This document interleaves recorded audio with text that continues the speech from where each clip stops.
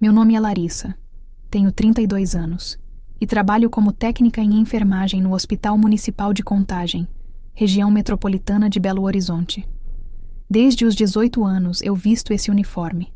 Acordo de madrugada, pego 2 ônibus lotados e enfrento plantões que parecem não ter fim. Não foi fácil chegar até aqui. Minha família sempre foi simples.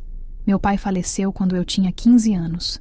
E minha mãe criou a mim e minha irmã Júlia vendendo marmitas em casa. Eu sempre fui a responsável, a que estudava, a que ajudava nas contas, a que abria mão das próprias coisas para que nada faltasse. Júlia, 3 anos mais nova, sempre foi a mimada e protegida, aquela que podia errar porque eu estava ali para consertar. Juntei dinheiro durante anos. Cada centavo que sobrava, eu guardava. Não saía para bares, não comprava roupa nova, não fazia viagens. Enquanto as minhas colegas de trabalho passeavam em Caldas Novas ou iam para a praia em feriados prolongados, eu ficava em casa, olhando aquele envelope pardo escondido no fundo do armário, engordando devagar. Meu sonho era simples, mas profundo. Ter um lugar que fosse meu, onde ninguém pudesse me dizer o que fazer, onde eu pudesse respirar em paz depois de tantos anos carregando o peso de todo mundo nas costas.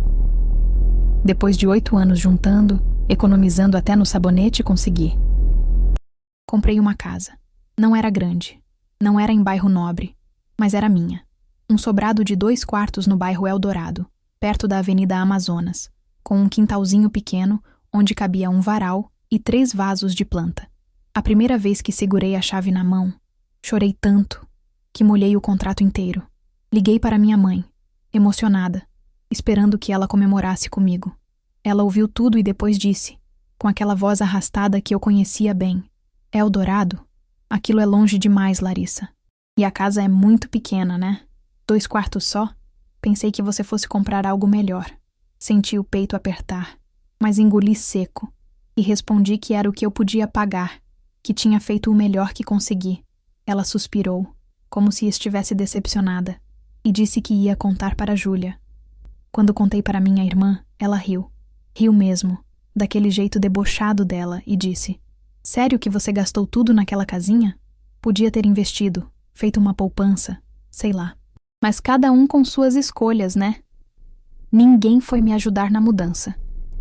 Ninguém. Foram os vizinhos que eu nem conhecia direito, Dona Cida e seu Manuel, que me ajudaram a carregar as caixas e o sofá velho que comprei de segunda mão. Eles tomaram café comigo na primeira manhã na casa nova, sentados em caixotes de feira, e me fizeram sentir mais acolhida do que minha própria família jamais fez. Passei meses arrumando cada cantinho. Pintei as paredes de branco, comprei cortinas simples mas bonitas, coloquei tapete na sala, pendurei quadros que achei numa loja de usados, plantei hortelã e alecrim no quintal, comprei uma mesinha de plástico branca para tomar café da manhã ao ar livre aos domingos. Aquele lugar era pequeno, mas era meu. Cada canto tinha meu suor, minha escolha, minha história. Eu finalmente tinha conseguido algo que ninguém podia tirar de mim, ou pelo menos era o que eu pensava. Foi num sábado de manhã, 3 meses depois que eu me mudei, que minha mãe apareceu sem avisar. Eu estava regando as plantas no quintal quando ouvi a campainha tocar. Abri o portão e lá estava ela, com aquela bolsa grande pendurada no ombro e um sorriso que não chegava nos olhos. Oi, filha. Vim te visitar. Achei estranho, porque ela nunca tinha vindo antes, mas deixei ela entrar. Fiz café, cortei bolo de fubá que tinha acabado de fazer, tentei ser hospitaleira. Ela sentou na mesa da cozinha, olhou em volta com uma expressão que eu não conseguia decifrar, e depois disse, com uma naturalidade assustadora: Larissa, a Júlia está passando por umas dificuldades financeiras. O Roberto perdeu o emprego faz 2 meses. Eles estão atrasados no aluguel e a dona do apartamento já deu aviso de despejo. Então eu falei para ela que pode vir morar aqui com você. Eu quase engasguei com o café. Como assim, mãe? Ela continuou sem nem piscar. Ela, o Roberto, as 3 crianças e a mãe dele. A dona Eunice não tem para onde ir também. E vocês são família. Tem que se ajudar. Senti o sangue subir para a cabeça, mas tentei manter a calma. Mãe, ninguém me perguntou nada. Essa casa é pequena, tem 2 quartos só. Eu moro sozinha porque foi assim que planejei. Não dá para enfiar 6 pessoas aqui. Ela franziu a testa, como se eu tivesse dito o maior absurdo do mundo. Larissa, você mora sozinha numa casa de 2 quartos. Isso é egoísmo. A Júlia precisa de ajuda. As crianças precisam de um teto. E você tem condições de ajudar. Família é assim. A gente se apoia. Tentei argumentar de novo, mas ela me cortou. Já está tudo combinado. Ela vem na próxima semana. É só arrumar os quartos. Fiquei paralisada. Não era um pedido. Era uma ordem.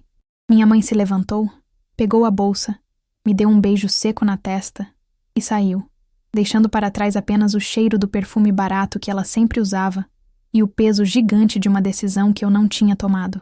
Passei o resto do dia em choque, andando pela casa, olhando para cada canto que eu tinha arrumado com tanto carinho, sentindo que tudo estava prestes a ser invadido. No domingo, comecei a receber mensagens no grupo da família. Júlia escreveu: "Obrigada, mana, por abrir as portas para a gente. Você não sabe o quanto isso significa."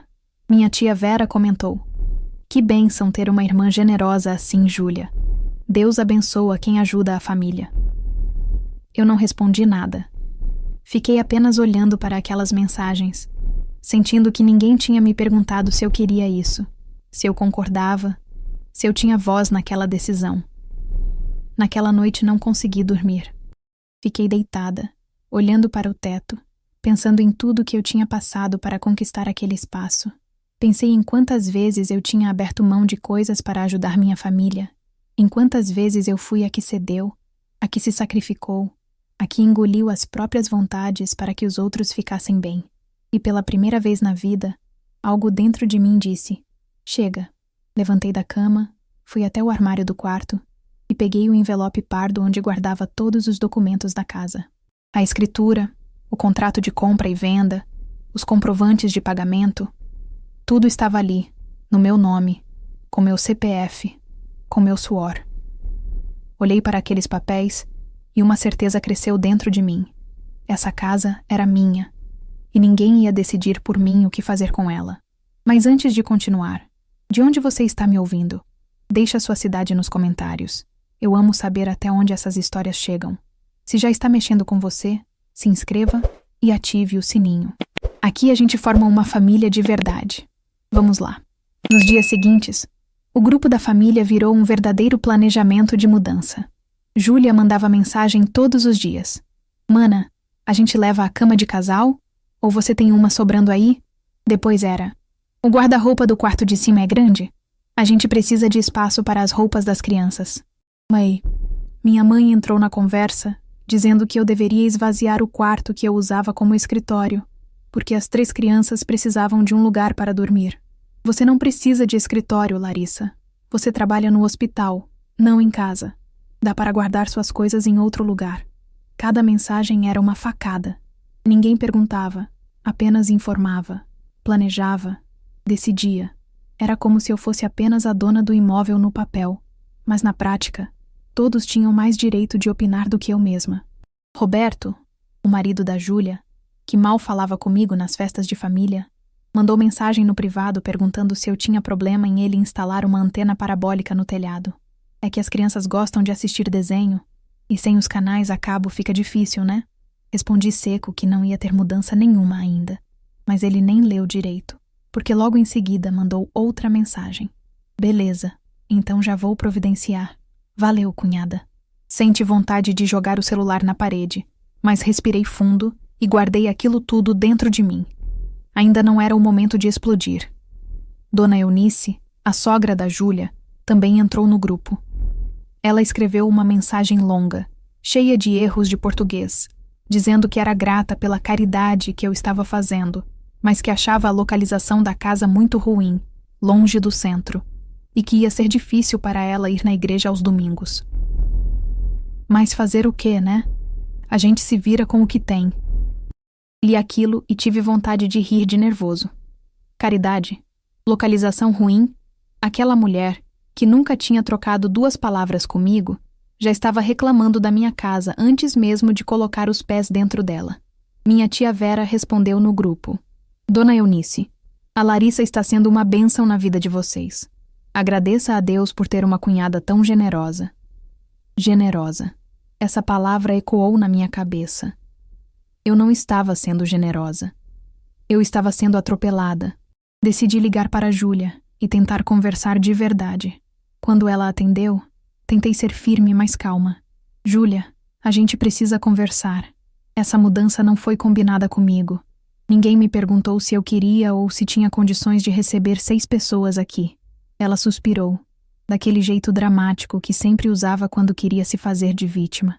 Larissa, eu achei que você ia entender. Estamos desesperados. As crianças vão ficar na rua se a gente não tiver para onde ir. Você quer isso? Quer ver seus sobrinhos na rua? Tentei explicar que não era sobre isso, que a questão era respeito. Era sobre me perguntar antes de decidir, mas ela me interrompeu. Você sempre foi egoísta, Larissa. Sempre pensou só em você. Agora que tem uma casa, não quer dividir com a própria irmã. Que triste. E desligou. Fiquei parada, segurando o telefone, sentindo as lágrimas queimarem nos olhos. Mas não eram lágrimas de tristeza. Eram de raiva, de indignação, de cansaço. Fui até o armário de novo. Peguei o envelope com a escritura e coloquei em cima da mesa da sala. Abri cada documento, li cada linha, confirmei cada dado. Estava tudo ali. Comprador. Larissa da Silva Oliveira. Comprador. Singular. Só eu. Guardei tudo de volta. Mas deixei o envelope em lugar visível, na gaveta da sala. Eu sabia que ia precisar dele em breve. Sábado. Eles avisaram que chegariam às 10 da manhã. Acordei cedo. Tomei café sozinha. Olhei pela janela esperando ver o carro do Roberto estacionar na frente. Meu coração batia forte, mas não era de medo. Era uma mistura estranha de ansiedade e determinação. Eu sabia o que ia fazer. Só estava esperando o momento certo. Às 10h15, ouvi o barulho do portão. Olhei pela janela e vi Roberto abrindo o portão sem nem tocar a campainha, como se aquela já fosse a casa dele. Atrás dele, Júlia descia do carro com as 3 crianças. E logo atrás, vinha minha mãe ajudando Dona Eunice, que reclamava alto sobre o sol quente. Abri a porta e fiquei parada na entrada, observando. Roberto entrou carregando uma caixa grande, passou por mim sem nem dizer bom dia e foi direto para dentro da sala. Onde fica o quarto? Ele perguntou, olhando em volta como se estivesse avaliando um imóvel para alugar. Júlia entrou atrás, puxando as crianças pela mão, e disse: Oi, mana. Desculpa a bagunça, mas a gente trouxe muita coisa. Vai ter que dar um jeitinho aqui. As crianças, Felipe de 7 anos, Nina de 5 e a pequena Ana Clara de 3, correram para dentro da sala e começaram a espalhar brinquedos pelo chão. Nina derrubou o vaso de planta que eu tinha na mesinha de centro. Ele caiu, a terra se espalhou pelo tapete, e ninguém fez nada. Júlia apenas disse: Ai, Nina, cuidado, e continuou andando. Dona Eunice entrou por último, apoiada no braço da minha mãe, olhando para tudo com uma cara de desaprovação. Meu Deus, que casa escura! Não tem janela grande, não? Ela comentou alto, como se eu não estivesse a menos de 2 metros dela. Minha mãe tentou amenizar. Ah, Dona Eunice, é aconchegante. Dá para arrumar. Roberto voltou da cozinha e disse: Larissa, a geladeira é pequena, hein? Vai ter que comprar uma maior, senão não vai caber a comida de todo mundo. Senti meu corpo inteiro tremer, mas mantive a calma. Ainda não. Respirei fundo e continuei observando. Júlia começou a andar pela casa, abrindo portas, olhando dentro dos quartos, medindo espaços com os olhos. Mana, esse quarto aqui pode ser das crianças, né? Dá pra colocar um beliche e uma cama de solteiro. A gente traz os móveis semana que vem. Ela falou aquilo como se fosse uma decisão já tomada, sem nem me olhar nos olhos. Roberto subiu para o quarto de cima, que eu usava para guardar algumas coisas e onde tinha minha mesinha de estudos. Ouvi ele andando lá em cima, abrindo o guarda-roupa, mexendo nas minhas coisas. Júlia, aqui dá para a gente, né? É maior. Ele gritou de cima. Júlia subiu correndo, e logo ouvi os dois conversando, planejando onde colocar a cama, onde ia ficar o berço improvisado para Ana Clara, como iam reorganizar tudo. Dona Eunice sentou no meu sofá, suspirou alto e disse para minha mãe: É longe demais daqui para a igreja. Vou ter que pegar 2 ônibus. Mas fazer o quê, né? Quando a gente depende dos outros, tem que aceitar. Minha mãe concordou com a cabeça e me lançou um olhar que dizia: Viu? Você devia ser grata por poder ajudar. Fechei os olhos por 1 segundo. Contei até 10. E tomei minha decisão. Fui até a sala, abri a gaveta onde estava o envelope pardo e peguei a escritura. Senti o papel firme entre meus dedos. Caminhei até a mesa da sala, onde todos estavam reunidos agora, e coloquei o documento bem no centro, em cima da toalha que eu mesma tinha bordado. Todos pararam e olharam para mim. Precisamos conversar, eu disse, com a voz mais firme que já usei na vida. O silêncio que se fez na sala foi pesado. Júlia desceu a escada segurando um cabide. Roberto parou no meio do caminho com uma caixa nas mãos. Dona Eunice levantou a cabeça do sofá, e minha mãe franziu as sobrancelhas. Todos me olhavam como se eu tivesse acabado de dizer algo absurdo. Apontei para a escritura em cima da mesa e disse, devagar, escolhendo cada palavra: esse documento aqui é a escritura da casa. Está registrada no meu nome. Eu paguei cada parcela, cada taxa, cada centavo que essa casa custou. Ninguém me ajudou. Ninguém me perguntou se eu precisava de ajuda. Ninguém veio na mudança. E agora, ninguém me perguntou se eu queria dividir esse espaço. Júlia soltou uma risada nervosa. Larissa, o que é isso? A gente já conversou sobre isso. Você sabe que estamos precisando. Balancei a cabeça. Não, Júlia. Vocês não conversaram. Vocês decidiram. Decidiram que eu ia abrir minha casa, que eu ia esvaziar meus quartos, que eu ia mudar minha vida inteira para acomodar 6 pessoas que nem me perguntaram se estava tudo bem. Roberto largou a caixa no chão com força. Escuta aqui, Larissa. A gente está em uma situação difícil. Você vai virar as costas para a própria família? É isso? Olhei para ele, firme. Eu não estou virando as costas. Estou defendendo o que é meu. Existe uma diferença enorme entre ajudar e ser invadida. Minha mãe se levantou, com aquele tom de voz que ela sempre usava quando queria me fazer sentir culpada. Larissa, eu não acredito que você está fazendo isso. Depois de tudo que eu fiz por você, você vai expulsar sua própria irmã? Senti o peito apertar, mas não cedi. Mãe, a senhora nunca me perguntou o que eu queria. Nunca. Desde pequena eu sempre fui a que tinha que ceder, a que tinha que abrir mão, a que tinha que engolir as próprias vontades. Mas essa casa é minha. Eu conquistei sozinha. E eu não vou abrir mão dela. Júlia veio até mim, com os olhos marejados, usando aquela voz chorosa que ela sempre usava quando queria manipular alguém. Você é minha irmã, Larissa. Eu achei que podia contar com você. Mas parece que dinheiro e uma casa são mais importantes do que família. Respirei fundo. Senti as lágrimas queimarem, mas não deixei cair. Não é sobre dinheiro, Júlia. É sobre respeito. Vocês não me respeitaram. Entraram aqui como se fossem donos, criticaram tudo, planejaram reformas, mexeram nas minhas coisas. Ninguém pediu permissão. Ninguém agradeceu. Ninguém reconheceu que essa conquista foi minha. Dona Eunice bufou do sofá. Que falta de caridade, meu Deus. Pensando só em si mesma. Isso não é cristão. Olhei para ela, com uma calma que me surpreendeu. Dona Eunice, com todo respeito, a senhora nem me conhece. Não sabe o que passei para estar aqui. E não tem direito de julgar minhas escolhas. Roberto avançou na minha direção, com o dedo apontado. Você é uma egoísta. Uma solteirona egoísta, que não sabe o que é cuidar de uma família. Aquelas palavras doeram, mas não me abalaram. Peguei a escritura da mesa, segurei firme e disse, olhando para cada um deles. Essa casa é minha, só minha. E eu quero que vocês saiam. Agora. Júlia começou a chorar. Minha mãe me olhou com uma decepção que nunca vou esquecer. Roberto praguejou alguma coisa que não conseguia ouvir direito, e Dona Eunice balançou a cabeça em reprovação. Mas nenhum deles se moveu. Repeti, mais alto dessa vez. Eu quero que vocês saiam da minha casa. Agora. Júlia pegou as crianças pela mão, ainda chorando. Roberto pegou a caixa do chão com força, e todos começaram a se mover em direção à porta. Minha mãe foi a última a sair. E antes de passar por mim, sussurrou. Você vai se arrepender disso, Larissa. Fechei a porta atrás deles, tranquei e encostei nela, sentindo todo o meu corpo tremer, mas também sentindo algo novo. Liberdade. Fiquei parada, encostada na porta, ouvindo o barulho do carro se afastando.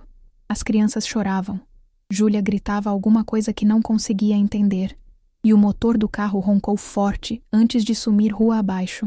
Quando o silêncio voltou, meu corpo inteiro começou a tremer. Minhas pernas fraquejaram. Deslizei pela porta até sentar no chão frio da sala, e foi aí que as lágrimas vieram. Chorei como não chorava há anos. um choro que saía lá de dentro, misturando alívio, dor, culpa e liberdade tudo ao mesmo tempo. Olhei em volta e vi a bagunça que tinha ficado. A terra do vaso espalhada no tapete, os brinquedos das crianças jogados pelo chão, a marca dos pés sujos de Roberto, no piso que eu tinha limpado de manhã.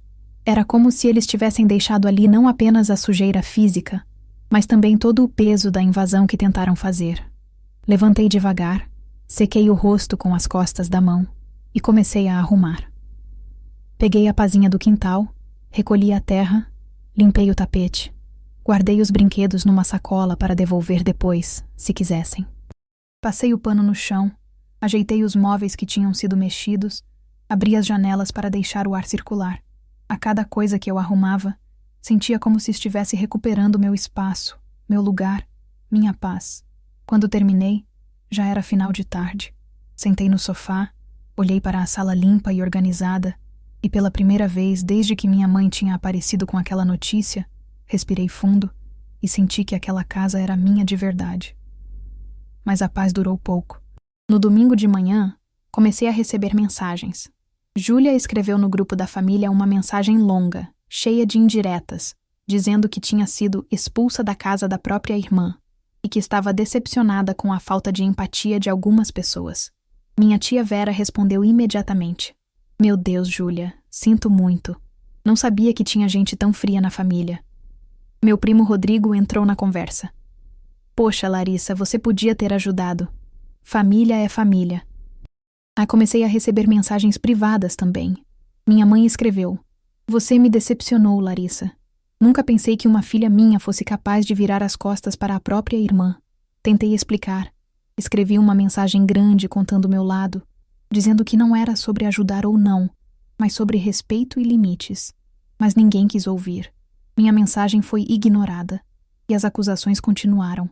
Roberto entrou no grupo e escreveu coisas pesadas. Me chamou de egoísta, de pessoa sem coração.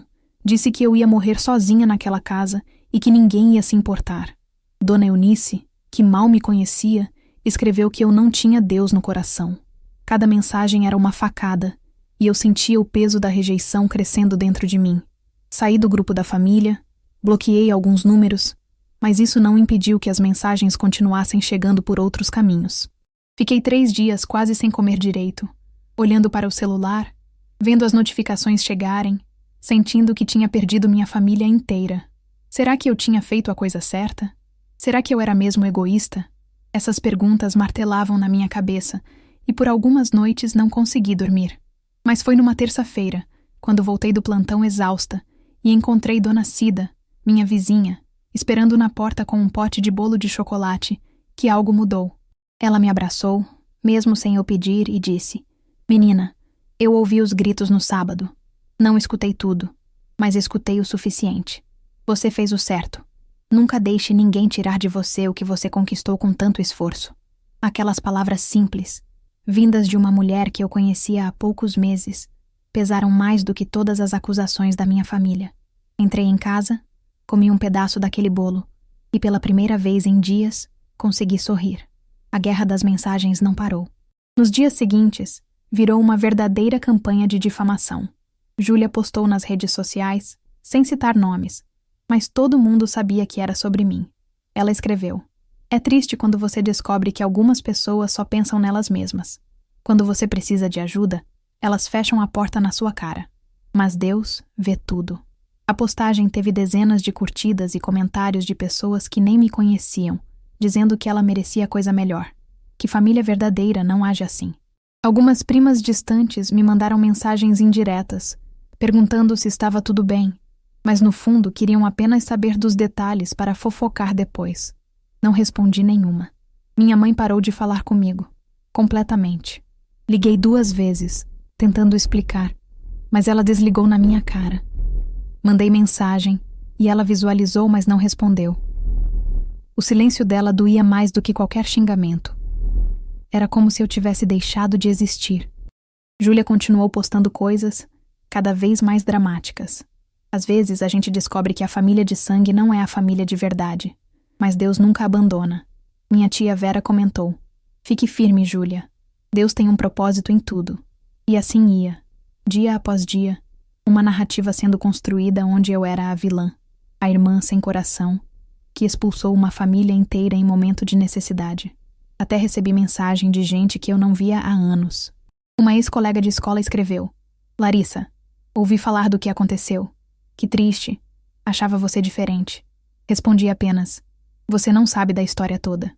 Ela respondeu: não preciso saber. Família é família. E me bloqueou. Foi nessa época que pensei em ceder. Pensei em ligar pra Júlia, pedir desculpas, dizer que ela podia vir, que a gente dava um jeito, só pra parar aquela dor, aquela sensação de estar sendo julgada e condenada por todo mundo. Cheguei a discar o número dela, mas antes de apertar a tecla de ligar, olhei em volta da minha casa. Olhei para as paredes que eu tinha pintado, para os móveis que eu tinha escolhido, para cada detalhe que era meu, conquistado com suor, e desliguei. Não ia ceder. Não dessa vez. Minha amiga do hospital, a Fernanda, também ficou do meu lado. Ela foi uma das únicas pessoas que me ouviu de verdade, sem julgar, sem dar opinião antes de entender a história completa. Larissa, você não fez nada de errado. Você defendeu o que é seu. Isso não é egoísmo, é amor próprio. Um dia, ela me levou para tomar um açaí depois do plantão e me fez rir pela primeira vez em semanas. Foi estranho perceber que as pessoas que realmente se importavam comigo não eram as que dividiam meu sangue, mas as que escolheram ficar ao meu lado mesmo quando a história não favorecia ninguém. Bloqueei o resto da família nas redes sociais. Não por raiva, mas por necessidade. Cada postagem de Júlia, cada comentário maldoso, cada mensagem indireta era um peso que eu não precisava carregar. Quando bloqueei o último número, senti como se tivesse tirado uma mochila cheia de pedras das costas. A casa ficou mais silenciosa, mas era um silêncio bom. Um silêncio que não gritava acusações, nem exigia explicações. Comecei a dormir melhor. Voltei a cuidar das plantas, a cozinhar com calma, a assistir filmes no sofá sem sentir culpa. Aos poucos, fui entendendo que a paz valia mais do que a aprovação de quem nunca me respeitou. Passaram-se algumas semanas, e eu comecei a reconstruir minha rotina com mais leveza. Voltei a acordar cedo nos fins de semana para regar o jardim, coisa que tinha deixado de fazer desde que tudo aconteceu. As plantas de hortelã e alecrim tinham crescido, e o cheiro que subia quando eu molhava a terra me trazia uma paz estranha, como se a vida estivesse me dizendo que, apesar de tudo, ainda havia espaço para crescer. Comecei a receber visitas de verdade. Dona Cida e seu Manuel vinham tomar café comigo aos domingos, traziam pão de queijo quentinho e a gente ficava horas conversando sobre coisas simples. O preço das coisas no mercado, as novelas, as fofocas do bairro. Era reconfortante perceber que existiam pessoas que se importavam comigo sem esperar nada em troca. Foi numa dessas tardes de domingo que conheci a Dona Marlene. Ela era amiga de Dona Cida, uma senhora de cabelos brancos e olhos gentis, que tinha sido professora de português durante 40 anos. Sentamos as três na varanda, e em algum momento da conversa, Dona Cida contou para Dona Marlene o que tinha acontecido comigo. Esperei o julgamento, esperei a reprovação, mas Dona Marlene apenas me olhou com ternura e disse: minha filha, você fez o que muitas mulheres não têm coragem de fazer. Colocou limites. Aquela palavra, limites, ressoou dentro de mim de um jeito que eu nunca tinha sentido antes. Ela continuou: a gente cresce achando que amor é se anular, é ceder sempre, é abrir mão de tudo. Mas amor de verdade também é respeito. E quem te ama de verdade respeita o que você conquistou. Dona Marlene me contou que há muitos anos tinha passado por algo parecido. A família dela tinha tentado forçá-la a vender a casa para pagar as dívidas do irmão. Quando ela se recusou, foi chamada de egoísta, de sem coração, de traidora. Fiquei 5 anos sem falar com meu irmão. Foram 5 anos difíceis, Larissa. Mas também foram 5 anos em que eu aprendi a me respeitar. Quando ele finalmente voltou, pediu desculpas. Não porque tinha entendido na época, mas porque a vida ensinou para ele o que eu já sabia, que ninguém pode exigir de você o que você não pode dar. Ouvi aquilo tudo em silêncio, sentindo que cada palavra era um bálsamo para as feridas que ainda estavam abertas dentro de mim. Ela pegou minha mão e disse: você vai ficar bem, minha filha. E um dia talvez alguns deles entendam. Talvez não, mas o importante é que você entenda que fez o certo. Comecei a escrever num caderno velho que achei numa gaveta. Não era diário, não era nada formal, apenas pensamentos soltos, coisas que eu sentia e precisava colocar para fora. Escrevi sobre minha infância, sobre como sempre fui a responsável, a que segurava as pontas. Escrevi sobre a dor de não ser vista, de não ser valorizada, mas também escrevi sobre a casa, sobre cada cantinho que eu tinha arrumado com carinho, sobre a sensação de estar em paz no meu próprio espaço. Escrever me fez entender coisas que eu não sabia que sentia. Me fez perceber que, no fundo, eu sempre soube que minha família me usava, mas tinha medo de admitir, porque admitir isso significava aceitar que talvez eles nunca tivessem me amado do jeito que eu merecia. Certa noite, enquanto lia algumas páginas do que tinha escrito, encontrei uma frase que eu mesma tinha anotado dias antes. A mágoa que você carrega só machuca você. Aquilo tinha sido algo que Dona Marlene disse, e eu tinha guardado no coração.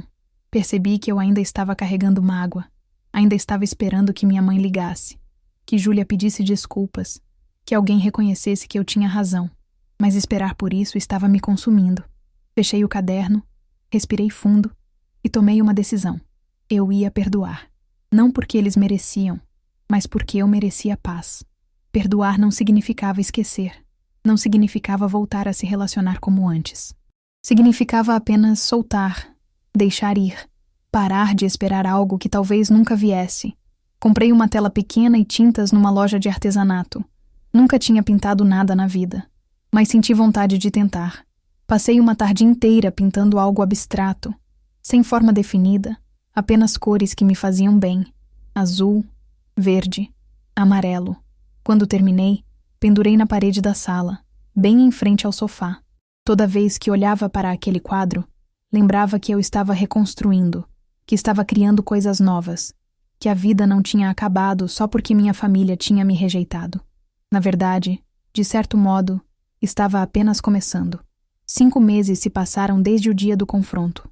5 meses em que não troquei uma palavra com minha mãe, em que Júlia continuou postando indiretas nas redes sociais, em que a família inteira me tratou como se eu tivesse cometido um crime. Mas também foram 5 meses em que vivi em paz, em que acordei sem o peso da culpa, em que aprendi a me valorizar.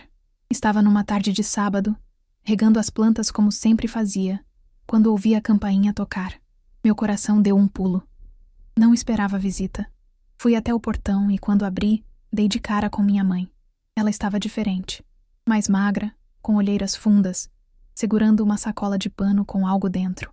A gente ficou se olhando por alguns segundos, em silêncio, até que ela disse, com a voz fraca: "Posso entrar?"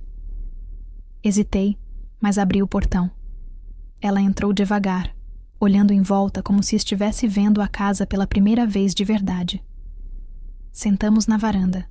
Eu ofereci água. Ela aceitou. Ficamos ali, sem falar nada, apenas ouvindo os pássaros cantando e o barulho distante dos carros passando na avenida. Até que ela quebrou o silêncio. "Eu trouxe bolo, de fubá, do jeito que você gosta."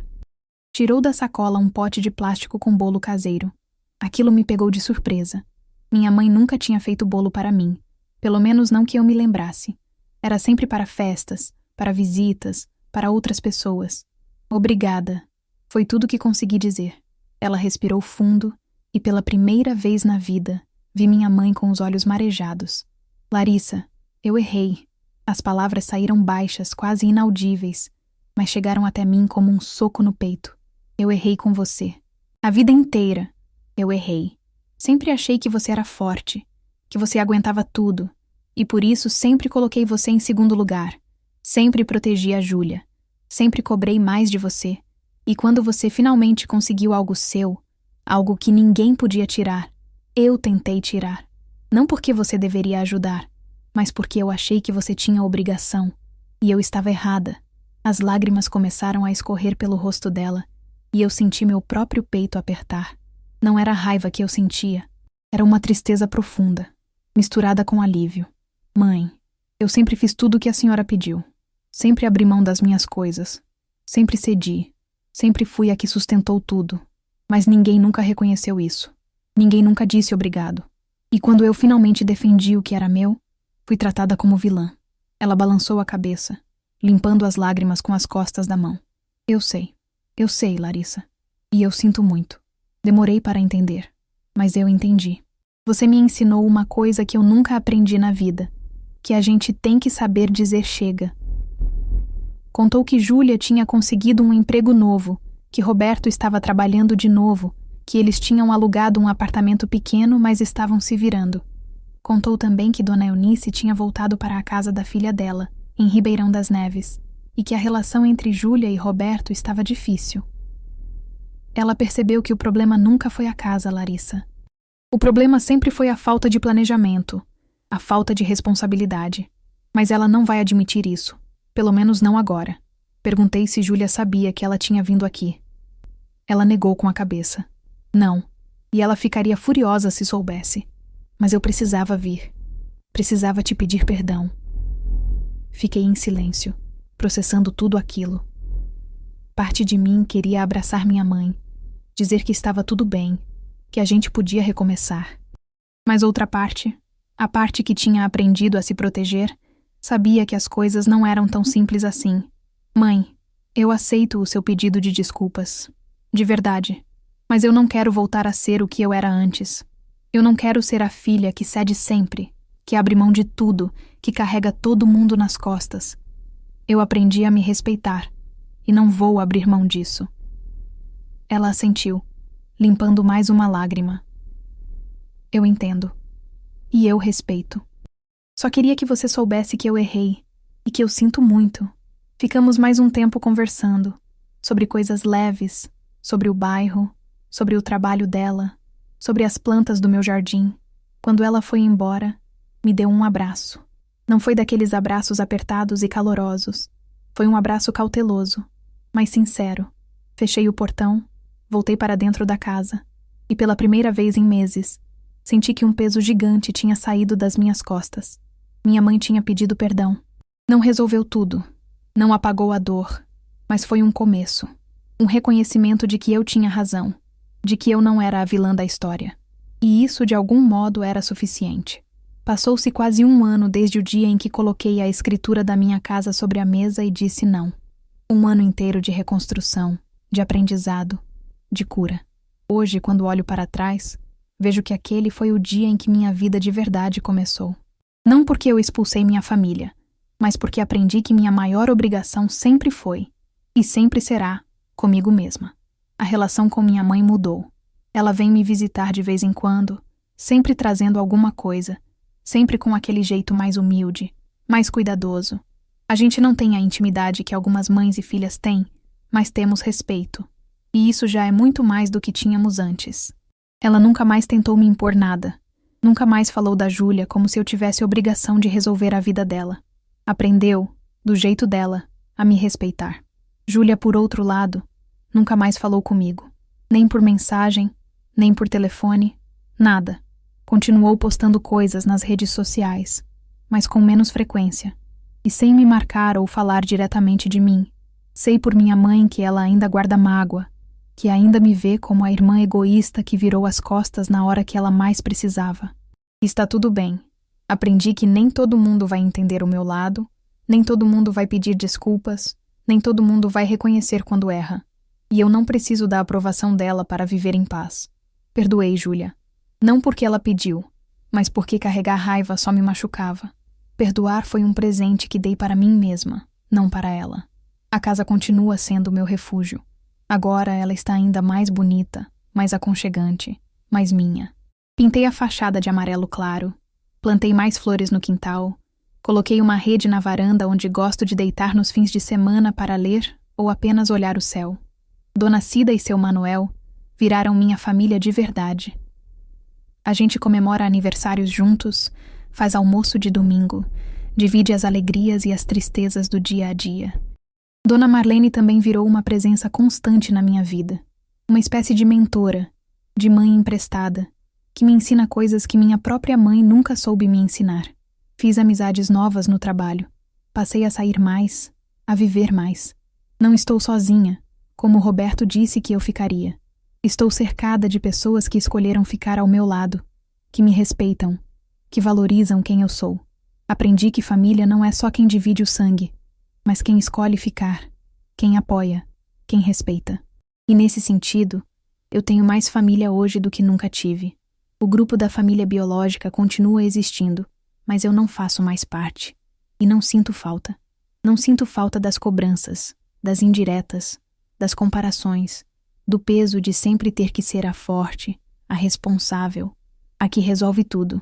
Tem dias em que ainda penso em como teria sido se eu tivesse cedido, se tivesse deixado Júlia, Roberto, as crianças e Dona Eunice morarem comigo. Talvez tivesse evitado todo o sofrimento, todas as acusações, toda a rejeição. Mas também sei que teria perdido a mim mesma. Teria voltado a ser aquela Larissa que se anula, que abre mão de tudo, que vive para agradar os outros. E essa Larissa não existe mais. Ela morreu no dia em que eu disse não. E no lugar dela nasceu uma mulher que se respeita, que se valoriza, que sabe o próprio valor.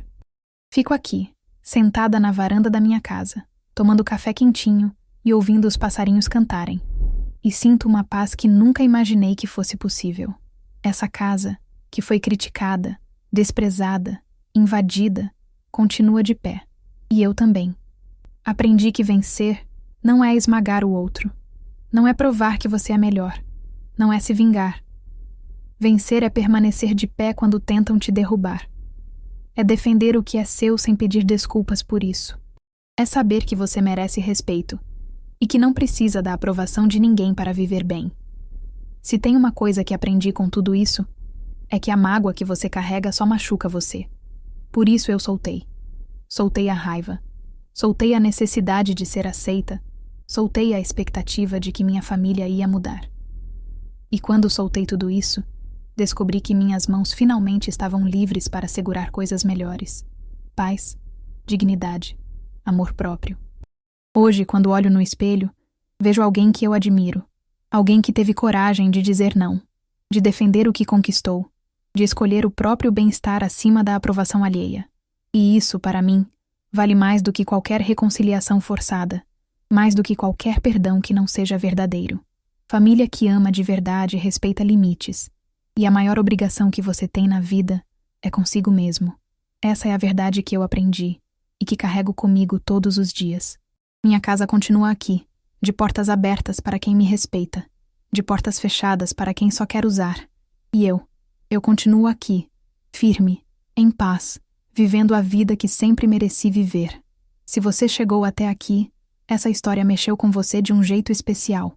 E eu quero saber: você conseguiria fazer o que a Larissa fez? Conseguiria colocar limites mesmo sendo chamado de egoísta? Me conta aqui nos comentários, porque eu leio cada palavra que vocês deixam, e muitas vezes as histórias de vocês me emocionam tanto quanto essa aqui. E se essa história tocou o seu coração, se te fez refletir sobre seus próprios limites, se te fez lembrar de alguém que precisa ouvir isso, então compartilhe desse vídeo. Manda para aquela amiga que vive se anulando pela família, para aquele primo que não sabe dizer não, para quem precisa entender que se respeitar não é egoísmo. E se você ainda não faz parte dessa família aqui do canal, se inscreva agora e ative o sininho. Toda segunda, quarta e sexta tem histórias novas, histórias reais de gente como a gente, que enfrentou, que superou, que aprendeu a se valorizar. A gente está construindo uma comunidade de pessoas que entendem que respeito começa dentro de casa, na forma como a gente se trata. Muito obrigada por estar aqui comigo até o final. Um abraço enorme no seu coração e que você nunca esqueça: família de verdade respeita seus limites. A gente se encontra na próxima história.